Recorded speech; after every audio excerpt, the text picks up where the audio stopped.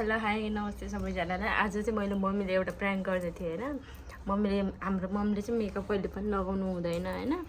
मैले चाहिँ आज यसो मम्मीले यसो झुकाएर त्यो पनि क्रिमहरू दरेर कस्तो देखिन्छ भनेर मैले मम्मीले ट्राई गर्न दिएको थिएँ। मम्मीले चाहिँ फाइनल्ली लगाउनु भएको छ होइन। क्रिम पनि लगाउनु भयो, सनस्क्रिन पनि लगाउनु भयो, फाउन्डेसन पनि लगाउनु भयो। अनि त्यसपछि लिपस्टिक चाहिँ कहिले पनि लगाउनु हुन्न कि मम्मीले। अनि त्यसपछि मैले लगाउनु भनेर दिएको थिएँ है। आधा चाहिँ पुसिसक्नु भयो। मैले सरी त्यो भिडियो चाहिँ क्याप्चर गर्न पाएन। यति चाहिँ लगाउनु भएको छ, कस्तो देखिएको छ नजिक आउनु ल। यति चाहिँ लिपस्टिक लगाउनु भएको छ है। यति चाहिँ लिपस्टिक लगाउनु भएको छ उहाँले चाहिँ। म चाहिँ रातो लिपस्टिक दिएको थिएन, मसँग छँदा पनि छैन रातो लिपस्टिक।